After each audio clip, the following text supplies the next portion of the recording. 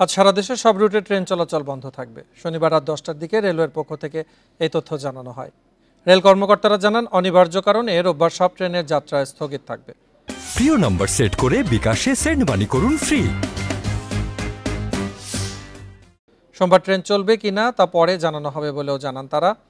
এর আগে টানা 14 দিন বন্ধ থাকার পর বৃহস্পতিবার থেকে স্বল্প দূরত্বে চলে যাত্রীবাহী ট্রেন।